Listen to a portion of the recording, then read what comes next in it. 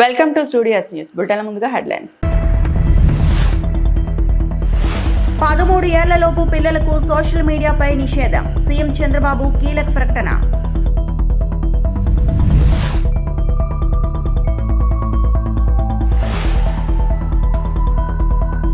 కులాల పేరుతో కుట్రలు. వైకాపాపై పవన్ కళ్యాణ్ తీవ్ర విమర్శలు.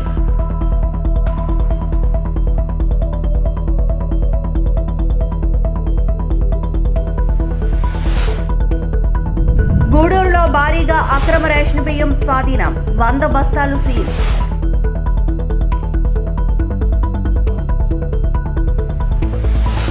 పిల్లలు సోషల్ మీడియా వినియోగించడంపై సీఎం చంద్రబాబు కీలక వ్యాఖ్యలు చేశారు.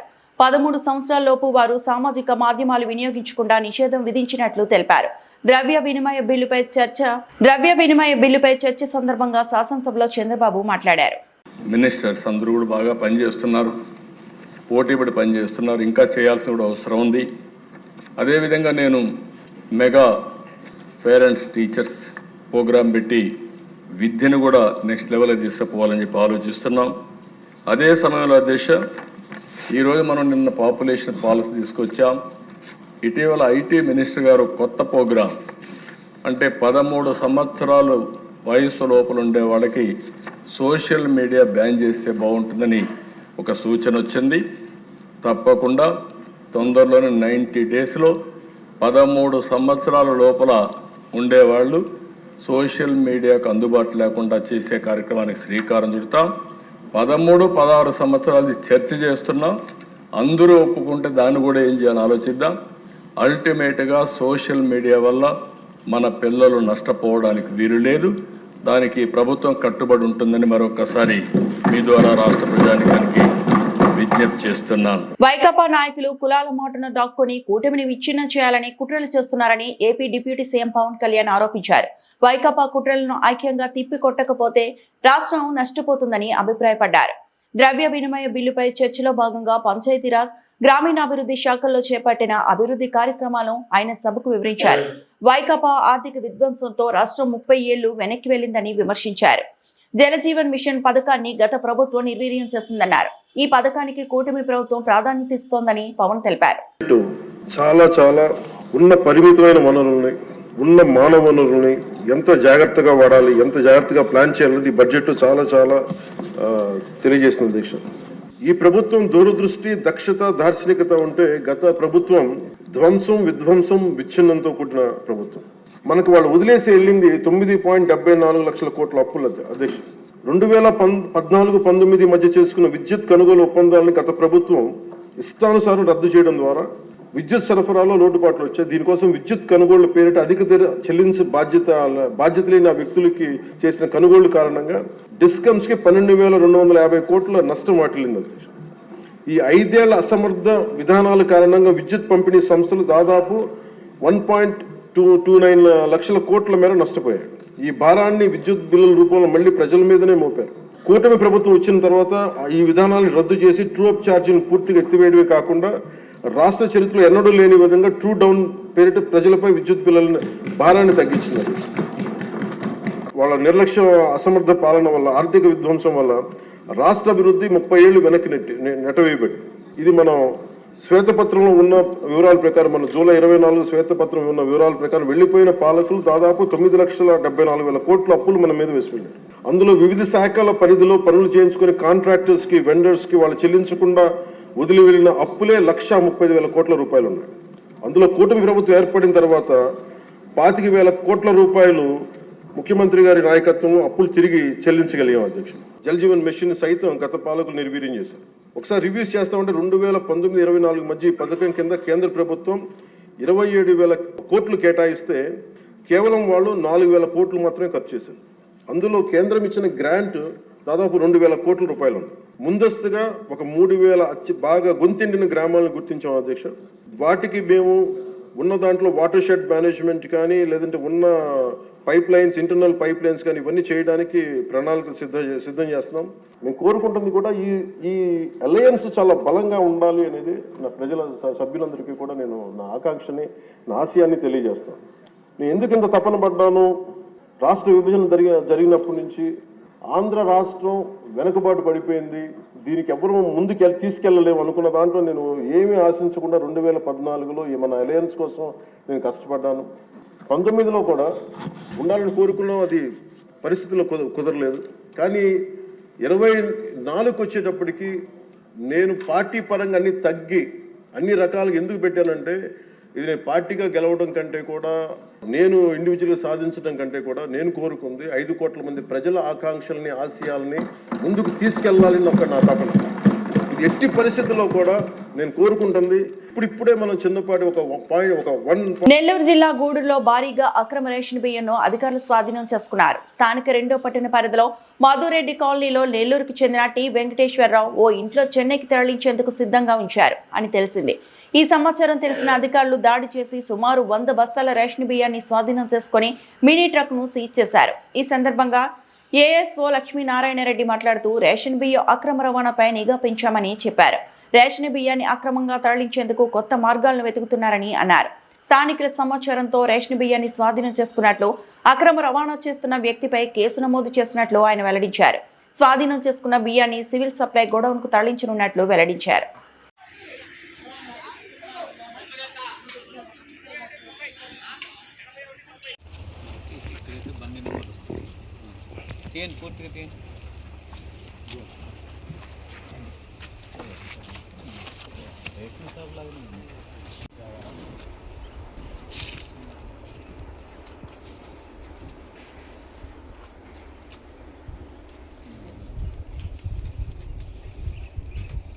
ఎన్ని బస్తాలు బాబు ఇవి? 1 2 3 4 మీటింగ్లో ఉన్నా. అన్నీ మా బస్తాలేనా డైరెక్ట్? అంతే సార్. అవి కూడా వేనా? ఆల్మోస్ట్ ఏసీకే నెంబర్ అవి లాస్ట్ చూసుకొని నువ్వు అధికారం అయినా వాళ్ళతో పట్టుకున్నట్టు. అది నువ్వు కూర్చో అట్లాగా. నా గూడూరు ఇంకా బయటపడలేదు సార్. గూడూరులో కూడా ఉన్నాయి. గూడూరులో అందరికీ నమస్కారం. శ్రీయుత జిల్లా కలెక్టర్ గారి ఆదేశాల మేరకు మరియు జిల్లా జాయింట్ కలెక్టర్ గారి ఆదేశాల మేరకు నెల్లూరులో టీములు వేశాము. టీములు వేసి బాగా కట్టుదిట్టం చేయడం వలన ఇప్పుడు ఈ ఇల్లీగల్ స్మగ్లింగ్ చేసే వాళ్ళు వేరే ప్రాంతాలు ఎంచుకుంటున్నారు. అది కూడా రూట్ మార్చి. ఎలా అంటే నెల్లూరు నుంచి ట్రాన్స్పోర్ట్ చేస్తే అక్కడంతా టీములు ఇవన్నీ పనిచేస్తున్నాయని ఇక్కడ ఇతను కల్వాయి మండలం నుంచి స్టాక్ వచ్చింది. కల్వాయి నుంచి తీసుకొని ఇక్కడ గూడూరు అవుట్స్కర్ట్స్లో పెట్టుకున్నాడు. ఇక్కడ నుంచి మళ్ళీ చెన్నైకి తరలిస్తారని సమాచారం అందింది మాకు. ఇక్కడ లోకల్ పీపుల్ అంటే లోకల్ ప్రజలే ఇది మనకు పట్టించారు. యాక్చువల్గా అధికారులుగా మేము ఐడెంటిఫై చేయలేదు ఇది. కాకపోతే వెంటనే మా గూడూరులో ఉండే అధికారులు డీటీ గారు, ఈ విఆర్ఓలంతా వెంటనే స్పందించి ఈ స్టాక్ను పట్టుకోవడం జరిగింది. ఇందులో ఇతను ఒక వాహనంలో 32 బ్యాగుల ప్రకారం, అంటే ఎక్కువ అయితే మళ్ళీ కనుక్కుంటారు ప్లస్ ఐడెంటిఫై అవుతుందని చిన్నగా జస్ట్ 1 టన్నున్నర ప్రకారం తీసుకొని వచ్చి ఇక్కడ గోడౌన్లో పెట్టుకొని ఇక్కడ నుంచి ఒక పెద్ద వెహికల్ అలాగా మూవ్ చేయడానికి ప్లాన్ ఉంది. దాని ప్రకారం తెచ్చాడు. అలాగే ఇతను ఈ స్టాక్ వచ్చేసి ఒక రేషన్ షాపు కల్వాయి మండలంలోని ఒక వెల్లటూరు రేషన్ షాప్ నుంచి తరలించారు. ఈ విషయాన్ని కూడా దానికి సంబంధించిన డిప్యూటీ తహసీల్దార్ గారికి మా చైతన్య గూడూరు రీసర్వే డీటీ గారు ఇన్ఫార్మ్ చేశారు. ఆ డీటీ గారు కూడా అక్కడ ఆ రేషన్ షాప్ మీద కూడా నర్సయ్య వాళ్ళకి సంబంధించిన రేషన్ షాప్ అది, ఆ రేషన్ షాప్ మీద కూడా యాక్షన్ తీసుకుంటాము. సో ఇట్లాంటి సమాచారం ఏదైనా ప్రజలైనా విలేకరులైనా ఎవరి సమాచారం ఇచ్చినా ఇమీడియట్గా మేము చర్యలు తీసుకుంటామని తెలియజేసుకుంటూ అందరికీ ధన్యవాదములు. ఇల్లు పట్టుకున్నాం టోటల్గా. ఈ స్టాక్ వచ్చేసరికి అండి వెహికల్లో వచ్చేసి 32 బస్తాలు, ఇక్కడ మా గోడౌన్లో వచ్చేసి 68 బస్తాలు, మొత్తం 100 బస్తాలు 5 టన్నులు. ఈ స్టాక్నంతా సీజ్ చేసి జిల్లా జాయింట్ కలెక్టర్ గారికి రిపోర్ట్ 6A రిపోర్ట్ ఇస్తాము. స్టాక్ సీజ్ చేస్తాము. స్టాక్ను లోకల్ ఎమ్మెల్యేస్ పాయింట్లో పెడతాము. వెహికల్ వచ్చేసి లోకల్ పోలీస్ స్టేషన్కి అప్పచెప్పేసి క్రిమినల్ చర్యలు వీళ్ళ మీద క్రిమినల్ కేసు కూడా ఫైల్ చేస్తాము. సివిల్ ప్లస్ క్రిమినల్ రెండు చర్యలు తీసుకుంటామని తెలియజేస్తున్నాం. ధన్యవాదాలు. అంతర్జాతీయ మహిళా దినోత్సవాన్ని పురస్కరించుకొని మహిళా ఉద్యోగుల కోసం వివిధ క్రీడా పోటీలలో ఘనంగా నిర్వహించారు. ఈ కార్యక్రమానికి సంగారెడ్డి జిల్లా కలెక్టర్ శ్రీమతి పి ప్రావీణ్య ముఖ్య అతిథిగా హాజరై కార్యక్రమాన్ని ప్రారంభించారు. ఈ సందర్భంగా మహిళా ఉద్యోగులతో కలిసి కలెక్టర్ క్యారమ్, చెస్ వంటి క్రీడలను ఆడి అందరినీ ప్రోత్సహించారు. క్రీడల్లో విజేతలైన మహిళా ఉద్యోగులకు అభినందనలు తెలుపుతూ 9వ తేదీన బహుమతులు అందజేస్తామని తెలిపారు. ఈ కార్యక్రమంలో టీఎన్జీఓస్ జిల్లా అధ్యక్షులు జావీద్ ఆలీ, కార్యదర్శి రవి, అసోసియేట్ అధ్యక్షులు కసిని శ్రీకాంత్, వెంకటరెడ్డి, కోశాధికారి శ్రీనివాస్, రెవెన్యూ సంఘం గంగాధర్, హెచ్డబ్ల్యూఓ రాష్ట్ర ఫోరం అధ్యక్షులు భాస్కర్, పంచాయతీ సెక్రటరీ ఫోరం రాష్ట్ర అధ్యక్షులు బలరాం, ప్రమోద్, సుధారాణి, నాగమణి, పద్మ, నరసింహులు, పట్టణ అధ్యక్ష కార్యదర్శులు వెంకటేశం, యాదవరెడ్డి, కృష్ణ, షకీల్, విజయ్ కుమార్, రమేష్, నాగేశ్వరరావు, జగన్, వెంకట్, సాయి, 4వ తరగతి సంఘం అధ్యక్ష కార్యదర్శులు షరీఫ్, నాగరాజు, వివిధ శాఖల మహిళా ఉద్యోగులు పెద్ద సంఖ్యలో పాల్గొన్నారు. ఇంటర్నేషనల్ ఉమెన్స్ డే సందర్భంగా 2వ రోజు సంగారెడ్డి కలెక్టరేట్లో జిల్లా కలెక్టర్ మేడం గారి సహకారంతో మరియు రెవెన్యూ సంఘం సహకారంతో ఈరోజు ఇండోర్ స్టేడియంలో మేము షటిల్ బ్యాడ్మింటన్ జరపడం జరిగింది. ఈరోజు షటిల్ బ్యాడ్మింటన్ డబుల్స్లో రమ్య, రాధిక మెడికల్ కాలేజ్ నుంచి గెలుపొందినారు. అదేవిధంగా Lalitha Swathi from tribal welfare department నుంచి అది 2nd ప్లేస్ రన్నర్స్ అప్ వచ్చింది. షటిల్ సింగిల్స్లో మాత్రం యమున ఫ్రమ్ సర్వే డిపార్ట్మెంట్, అదేవిధంగా శ్రావణి ఫ్రమ్ ఎక్సైజ్ డిపార్ట్మెంట్ గెలుపొందడం జరిగింది. ఈ యొక్క టోర్నమెంటు 100% అందరికీ మంచిగా చేయడానికి సహకరించిన జిల్లా కలెక్టర్ గారికి, అదేవిధంగా రెవెన్యూ సంఘం మా గంగాధర్ అన్న గారికి, అందరికీ మా టీఎన్జీఓస్ తరఫున ధన్యవాదాలు తెలుపుతున్నాం. అదేవిధంగా ఈ ప్రోగ్రామ్ని సక్సెస్ చేసిన మా నిర్మలా రాజ్కుమారి గారిని, సుధామణి గారిని, మా యాదవ్ రెడ్డి గారిని, మరియు మా వెంకటేశం గారిని, మా టీఎన్జీఓస్ సంఘం సెక్రటరీ రవి గారిని, కసిని శ్రీకాంత్ గారిని, అసలు ప్రెసిడెంట్ వెంకటరెడ్డి గారిని, అదేవిధంగా మా గడ్డం శ్రీనివాస్ గారిని, అదేవిధంగా మా పీటీలు అందరూ 2 రోజుల నుంచి అసలు మాకు ఏం ఇబ్బంది లేకుండా పీటీలు వచ్చిన పీటీలు కృష్ణన్న కానీ, మరి నవీన్ చంద్ కానీ, మరి అందరూ పేరు నా పీటీలందరికీ మా టీఎన్ చేస్తున్నాం, ధన్యవాదాలు చెప్తున్నాం. ఎందుకంటే మాకు మాకేం తెలియదు. మొత్తం టోర్నమెంట్ పర్ఫెక్ట్గా 2 రోజు వాళ్ళు ఎత్తి మీద వేసుకుని చేసినందుకు మా పీటీలకు అందరికీ, అదేవిధంగా డిఓ గారికి కూడా మేము చెప్పగానే మాకు అడ్మిషన్ ఇచ్చిన పీటీలందరికీ మా టీఎన్జీఓస్ తరఫున, మా విధంగా టీజీఈసీ తరఫున ధన్యవాదాలు తెలుపుతున్నాం. ముఖ్యంగా మహిళా దినోత్సవం సంవత్సరంకి ఒకసారి ఉంటుంది.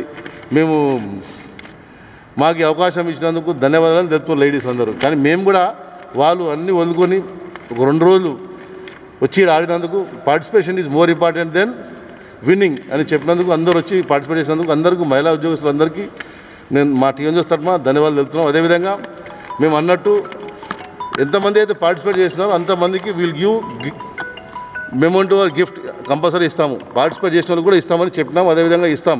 ఇది ఎందుకు ఇస్తామంటే ఎంకరేజ్మెంట్ కోసం. ప్రతిసారి వాళ్ళు రావాలి, ఒక 1-2 డేస్ అయినా మంచిగా ఆటపాటలు ఆడి వాళ్ళు ఉన్న నైపుణ్యాన్ని బయట తేవాలని అనుకుంటున్నాం. Thank you very much. ఈరోజు మనకు టీఎన్జీఓస్ ఆధ్వర్యంలో అంతర్జాతీయ మహిళా దినోత్సవం పురస్కరించుకొనేసి మనకు 2 రోజుల నుంచి మహిళలందరికీ కూడా ఈ క్రీడలు అనేది ఏర్పాటు చేయడం జరిగింది. ఇది ఒకటి మంచి సాంప్రదాయం. టీఎన్జీఓస్ అసోసియేషను ప్రతి సంవత్సరం మహిళలకు ఈ పోటీలు అనేది నిర్వహిస్తుంది. ఉద్యోగులు ఎప్పుడు కూడా తమ పని ఒత్తిడిలో నిమగ్నమై ఉంటారు. అప్పుడప్పుడు ఈ విధంగా ఈ క్రీడలు అనేవి ఏర్పాటు చేస్తే వాళ్ళు కూడా ఉత్సాహంగా పాల్గొని కొంత వెసులుబాటు అనేది కలుగుతుంది. అదేవిధంగా వాళ్ళ ఉద్యోగుల్లో కూడా ఎంతో నైపుణ్యం ఉన్నది. ఎంతోమంది క్రీడల్లో నైపుణ్యం వాళ్ళు ఉన్నారు. ఇట్లాంటి ఏర్పాటు చేయడం వల్ల కూడా వాళ్ళకి పని ఒత్తిడి కొంత భారం తగ్గి వారు మళ్ళీ ఉత్సాహంగా మరి ఆ పనిలో నిమగ్నమయ్యే అవకాశం ఉంటుంది. కాబట్టి ఈ మహిళలందరికీ అంతర్జాతీయ దినోత్సవం పురస్కరించుకొని శుభాకాంక్షలు తెలియజేసుకుంటూ, అదేవిధంగా ఈ క్రీడల్లో అందరూ ఉత్సాహంగా పాల్గొని ఈ విధంగా విజయవంతం చేసినందుకు అందరికీ ధన్యవాదాలు. అట్లాగే టీఎన్జీఓస్ అసోసియేషన్ జావీద్ అలీ అన్న ప్రెసిడెంట్ గారు మాకు ఈ అవకాశం ఇచ్చి ఇక్కడ పిలిచినందుకు కూడా ధన్యవాదాలు తెలియజేస్తాను. వీఆర్లో ఉన్న పోలీస్ అధికారులకు ప్రభుత్వం వేతనంతో పాటుగా టీఏడీఏలను కూడా సకాలంలో చెల్లించాలని డిమాండ్ చేసిన ఎమ్మెల్సీ పర్వతిరెడ్డి చంద్రశేఖర్ రెడ్డి శాసన మండలి సమావేశాల్లో వీఆర్లో ఉన్న పోలీస్ అధికారులకు ప్రభుత్వం అందించాల్సిన బెనిఫిట్స్ గురించి ఎమ్మెల్సీ చంద్రశేఖర్ రెడ్డి మాట్లాడుతూ పోలీస్ వ్యవస్థలో ఆరోపణలు ఎదుర్కొంటున్న అధికారులను ప్రభుత్వం వీఆర్లో ఉంచడం ఆనవాయితీగా జరుగుతుందన్నారు. అలా కాకుండా ప్రస్తుత కూటమి ప్రభుత్వం గత ప్రభుత్వానికి అనుకూలంగా పనిచేశారు అనే కారణంతో రాష్ట్ర వ్యాప్తంగా వందలాది మంది పోలీస్ అధికారులను వీఆర్ ఉంచడాన్ని పరిపాలనా ప్రక్రియలో భాగమనుకోవాలో రాజకీయ ప్రతీకారమో ప్రభుత్వం ఒక్కసారి ఆలోచించుకోవాలన్నారు. ఇది పరిపాలనలో భాగమా లేక పోలీస్ అధికారుల శిక్షగా పరిగణించారో ప్రభుత్వం ఒక్కసారి పునరాలోచించుకోవాలని, వెంటనే జీతాలు టీఏడీఏలు ఇవ్వాలని కోరారు. ప్రభుత్వ ఉద్యోగులు ట్రాన్స్ఫర్ చేసినప్పుడు ఒక పోస్ట్ నుండి తీసేసి కొత్త పోస్ట్ అలాట్ చేయకపోతే తాత్కాలికంగా వీఆర్లో ఉంచడం అనేది ఆనవాయితీగా ఉంటుంది అధ్యక్ష.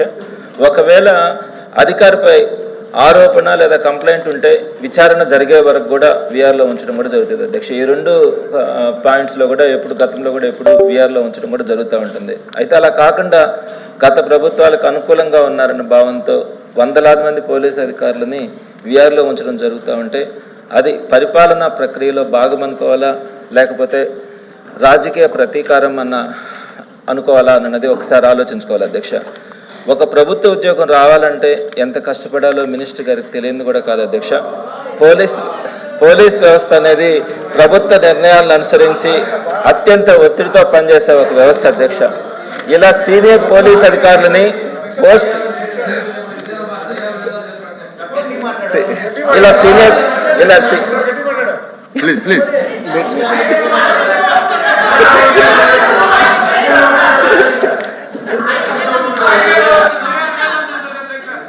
సరే ఇలా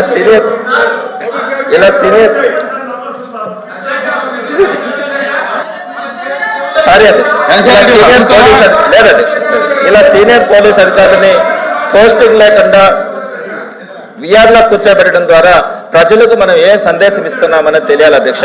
ప్రస్తుతం సుమారు 122 మంది పోలీస్ అధికారులని వీఆర్లో ఉంచున్నారు అధ్యక్ష. ఇది న్యాయమాని అడుగుతా ఉన్నాను అధ్యక్ష. ఆచంట మండలం ఆచంట వేమవరం గ్రామంలో ఉన్న నక్కల డ్రైన్ మట్టిని అక్రమంగా తరలించిపోతున్న మట్టి మాఫియాను అడ్డుకున్న వైసీపీ నాయకులు, కార్యకర్తలు ఆవేదన వ్యక్తం చేశారు. ఏటిగట్ల మరమ్మతుల కోసమని అన్ని అనుమతులు ఉన్నాయంటూ జేసీబీల సాయంతో లారీలపై మట్టిని తరలిస్తున్నారు. కాలువగట్టుకు ఆనుకుని ఉన్న పచ్చని చెట్లను కూడా తొలగించి అక్రమంగా మట్టిని తరలించకపోవడంతో వెంటనే గ్రామ రైతులు, వైసీపీ నాయకులు, కార్యకర్తలు అడ్డుకున్నారు. ఈ నక్కల కాలువ ఆనుకుని మట్టిని తీస్తే ఆచంట వేమవరం పంట పొలాలు ముంపుకు గురై భారీగా రైతులకు తీవ్ర నష్టం వాటిల్లుతుందంటూ దేనికైనా సిద్ధమంటూ రైతులు హుకుం జారీ చేశారు. ఎట్టి పరిస్థితుల్లో మట్టి తరలించడానికి వీలు లేదంటూ పెద్ద ఎత్తున నినాదాలు చేస్తూ అక్కడే కూర్చోవడంతో రంగంలోకి దిగిన అధికార యంత్రాంగం యంత్రాల సహాయంతో తరలిస్తున్న మట్టిని అడ్డుకోవడం, తవ్వకాడికి ఉపయోగిస్తున్న 2 జేసీబీలు 3 ట్రాక్టర్లను ఆచంట మండల తహసీల్దార్ సీజ్ చేశారు. పశ్చిమ గోదావరి జిల్లాలో ఎంతో ఇంపార్టెంట్ డ్రైన్లో ఈ నక్కల కాలువ డ్రైన్ ఉంది. ఇది పాలకోలు నియోజకవర్గం, నర్సాపురం నియోజకవర్గం నుంచి ఇస్తూ ఇది నిడదవోలు నుంచి స్టార్ట్ అయ్యి నర్సాపురంలో లక్ష్మీపురం లాకుల దగ్గర నుంచి అవుట్ఫ్లో సర్వీసుల నుంచి కూడా ఇదంతా కూడా నీరు సముద్రంలోకి వెళ్ళే ఇది ఒక నక్కల డ్రైన్. అంటే ఇది న్యాచురల్గా ఏర్పడిన డ్రైన్. ఇది దీన్ని యథేచ్ఛగా ఇక్కడ మట్టి తవ్వుకుని రియల్ ఎస్టేట్ వ్యాపారస్తులు పాలకొల్లు టౌన్లో పట్టుకెళ్ళి పాలకొల్లు చుట్టుపక్కల కానీ ఆచరణ చుట్టుపక్కల యథేచ్ఛగా తవ్వుకుని లారీ 10,000 రూపాయలకు అమ్ముకుంటున్నారు. దీన్ని అధికారులు చోద్యం చూస్తున్నారు. గ్రామ సర్పంచ్ కానీ మిగిలిన వాళ్ళందరూ కూడా ఇది అధికారుల దృష్టి తీసుకెళ్ళినా, ప్రెస్కు తీసుకున్నా ఎవడో కూడా పట్టించుకోకుండా 20 లక్షల రూపాయలు దీన్ని చేతులు మార్చుకుని నియోజకవర్గ స్థాయి ఇక్కడ శాసనసభ్యులు కానీ శాసనసభ్యుల తాలూకు వాళ్ళు కానీ 20 లక్షల రూపాయలు చేతులు మారిని అని చెప్పుకుంటున్నారు. దీన్ని ఇటు రెవెన్యూ అధికారులు కానీ, పోలీస్ కానీ, డ్రైనేజ్ వ్యవస్థ కానీ ఎవరో కూడా దీన్ని చోద్యం చూస్తున్నారు.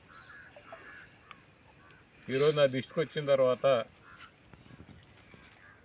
నేను డిస్ట్రిక్ట్ అడ్మినిస్ట్రేషన్కి అలాగే మన గౌరవ మంత్రివర్యులు ఇరిగేషన్ మంత్రి రామానాయుడు గారికి కూడా ఈ ఫోటోలన్నీ పెట్టడం జరిగింది.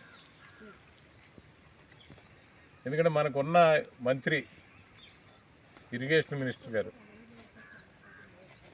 ఆయన సమక్షంలోనే ఇక్కడ పెద్ద ఎత్తున ఈ మాఫియా జరుగుతూ ఉంటే ఇదంతా కూడా పాలకొల్లు నియోజకవర్గానికి వెళ్తాను. నేను ఎన్నోసార్లు 2-3 సార్లు కూడా ప్రెస్లో ద్వారా ఆయన దృష్టికి కూడా తీసుకెళ్ళడం జరిగింది. నేను గత సంవత్సరం కూడా ఇలా నక్కల ట్రైన్ ఇక్కడే తవ్వేయటం జరిగింది. ఇప్పటికే ఈ ప్రాంతం అంతా కూడా ఈ యొక్క నక్కల ట్రైన్ ముంపు ఇటు నర్సాపురం నియోజకవర్గం, పాలకొల్లు నియోజకవర్గం, ఆతర్ నియోజకవర్గం ఎక్కువ ప్రాంతం సుమారు 5-6 వేల ఎకరాలు ప్రతి సంవత్సరం కూడా పంట నష్టం జరుగుతుంది. ఊడ్చిన తర్వాత మునిగిపోవడం 4-5 సార్లు ఇటు గుమ్మలూరు కానీ, ఆతంటావరం కానీ, ఒడ్లూరు కానీ. బోధన్పట్నంలోని తట్టికోట ప్రభుత్వ ఉన్నత పాఠశాలలో విద్యార్థులకు పలకల పంపిణీ కార్యక్రమం నిర్వహించారు. సామాజిక కార్యకర్త సనా పటేల్ ఆధ్వర్యంలో జరిగిన ఈ కార్యక్రమానికి మండల లెవెల్ స్టాక్ పాయింట్ డిప్యూటీ తహసీల్దార్ మోహన్ ముఖ్య అతిథిగా హాజరై విద్యార్థులకు పలకలను అందజేశారు. ఈ సందర్భంగా ఆయన మాట్లాడుతూ రానున్న 10వ తరగతి పబ్లిక్ పరీక్షల్లో విద్యార్థులు భయాందోళనలకు లోనవ్వకుండా ఆత్మవిశ్వాసంతో రాయాలని సూచించారు. మొబైల్ ఫోన్లకు బానిస కాకుండా వాటిలోని సాంకేతికతను విద్యాభ్యాసానికి ఉపయోగించుకోవాలని తెలిపారు. క్రమశిక్షణ, సమయ పాలన, దృఢ సంకల్పంతో ముందుకు సాగితే ఉన్నత స్థాయికి చేరుకోవచ్చన్నారు. ఇదే పాఠశాలకు చెందిన విద్యార్థిని అవంతి చిత్రలేఖనంలో రాష్ట్ర స్థాయిలో గుర్తింపు పొందడంతో ఉపాధ్యాయులు ఆమెను సన్మానించారు. ఈ కార్యక్రమంలో ప్రధాన ఉపాధ్యాయులు కిషోర్, ఉపాధ్యాయులు సురేష్, బసవరాజ్, నయీం, చంద్రకళ, సంతోష్ కుమారి, సావిత్రి, విద్యార్థులు, తల్లిదండ్రులు పాల్గొన్నారు.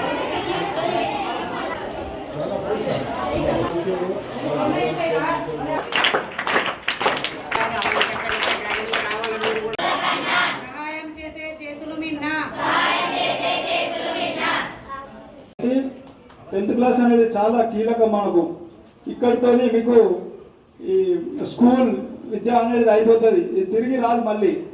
చాలా అంటే చదువుకున్న ప్రతి ఒక్క మనిషి జీవితంలో మరి స్కూల్ లైఫ్ అనేది మరుపురాంది. అంటే చాలా మంచి లైఫ్ ఎక్కడ ఉంటుంది అని అంటే అది స్కూల్ డేస్లోనే ఉంటుంది. ఇప్పుడు మరి 10th క్లాస్ పిల్లలకు పోయిన కాలం రాదు. ఇప్పుడు ఒక 10th క్లాస్ స్టూడెంట్ ఉంటాడు, ఎగ్జామ్ దగ్గర పడ్డది, ఇవాళ మన స్పీచ్ ఇన్న తర్వాత ఆ విద్యార్థి కనిపించవచ్చు, అరే నేను ఇప్పటి నుంచి గట్టిగా అవుతా అని. కానీ నువ్వు ఎంత చదవాలన్నా ఇప్పుడు సమయం ఎంత ఉంది, మీకు ఎగ్జామ్స్ ఎప్పుడు ఉన్నాయి? ఆల్మోస్ట్ దగ్గర పడ్డది. ఇప్పుడు ఇవాళ నేను ఇప్పటి నుంచి గట్టిగా అవుతా అంటే అవుతుందా? సంవత్సరం మొత్తం వృధా చేసి ఇప్పుడు ఆ తిరిగిపోయిన కాలేజ్ 9th క్లాస్ స్టూడెంట్ ఉన్నాడు, ఇవాళ మనం ఇచ్చిన ఈ చెప్పిన మాటలు ఒకవేళ ఆయన వెతికెక్కించుకుంటే 10th క్లాస్ మొదటి నుంచి ఆయన బ్రిలియంట్గా చదవచ్చు. ఇప్పుడు మీకు కాలం ముందు తిరిగి తీసుకురావాలంటారా? అయిపోయింది. అంటే గడిచిపోయిన కాలం అనేది ఎప్పటికీ తిరిగి రాదు. కాబట్టి ఉన్న సమయాన్ని సద్వినియోగం చేసుకోవాలా, మంచిగా చదువుకోవాలా. మనకి ఇప్పుడు ఏం పనులు లేవు. మీకు ఏమైనా పనులు ఉన్నాయి ఇంటికాడ? పేరెంట్సే కష్టపడుతుర్రు, బట్టలు కుట్టిస్తుర్రు, మీకు కావాల్సిన వసతులన్నీ ఏర్పాటు చేస్తారు. మనం చేయాల్సింది ఒక్కటే చదువుకోవడం అంతే. కానీ మనం దురదృష్టం శాతం అద్ద పని చేస్తున్నాం. మనం ఫోన్లలో రీల్స్ చూసుడు, ఆడుకునుడు, గేమ్స్ ఆడుకునుడు, ఇవన్నీ చేస్తున్నారు. నేను చెప్పేది ఏంటంటే రైట్ టైంలో, అంటే ఏ టైంలో ఏం చేయాలో అది చేయాలా. ఇప్పుడు మన ముందున్న లక్ష్యం ఒక్కటే, చదువుకోవడానికి. కాబట్టి మంచిగా చదువుకోండి. నేను చెప్పినట్ల టిప్స్ మీతో మీరు మాట్లాడుకోండి. అంటే ప్రతిరోజు నేను చెప్పిన కదా ఇందాక, పక్కోడితో ఎప్పుడు కూడా కంపేర్ చేసుకోవద్దు. వాడి టాలెంట్ వాడిది, మన టాలెంట్ మనది. మనం ప్రతిరోజు ఒకటే చూసుకోవాలి. ఈ రోజుకు రేపటికి ఆ తర్వాత రోజుకు ఎంతో కొంత మెరుగుపడాలి. మనం నిన్న ఒక విషయం తెలియదు, ఇవాళ ఒక విషయం తెలుసుకున్నాం, రేపు ఇంకొక విషయం తెలుసుకోవాలి. అట్లా రోజుకు జ్ఞానం అనేది నీకు పెరుగుతూ పోతుంది. అప్పుడు ఆటోమేటిక్గా నీలో డెవలప్మెంట్ అనేది స్టార్ట్ అవుతుంది. కాబట్టి ఖచ్చితంగా మీరు ఇప్పుడు ఉన్న సోర్సెస్ అన్నిటిని, స్కూల్లో టీచర్లను మీరు ఎంత డౌట్స్ అడుగుతారు, ఎంత మీ దగ్గర ఆసక్తి ఉన్న దాన్ని బట్టి ఆ టీచర్లకు కూడా మంచి ఇంట్రెస్ట్ వస్తుంది వాళ్ళకు. అరే వీళ్ళు నేర్చుకోవాలని తపన పడుతున్నారు కాబట్టి మేము ఇంకా చెప్పాలి. నువ్వు ఒక డౌట్ అడిగితే సార్కు రాకపోతే తెల్లారి మళ్ళీ నేర్చుకొని వచ్చి చెప్తాడు. అంతేగాని నువ్వు అడగకుండా నీ దగ్గరనే పెట్టుకుంటే నువ్వు నాలెడ్జ్ పొందలేవు. కాబట్టి ప్రతిరోజు కూడా కష్టపడండి, మంచి డిసిప్లిన్ ఉండండి, ఉదయం పూట లేవడం నేర్చుకోండి, రన్నింగ్లు, వాకింగ్లు చేయండి. మంచిగా యాక్టివ్గా ఉంటాం. మనం డే అంతా యాక్టివ్గా ఉంటాం. పొద్దున చేసే చిన్నపాటి ఎక్సర్సైజ్ అదే మీరు మంచిగా చదువుకోవాలా. 10th క్లాస్ వాళ్ళకి ఒక చిన్న నా రిక్వెస్ట్ ఉంది. పోయిన సమాచారం సార్ ఈ స్కూల్ బోధన్ టౌన్ గవర్నమెంట్ స్కూల్లో టాప్ వచ్చింది సార్. ఈ వార్తలు ఇంతటితో సమాప్తం.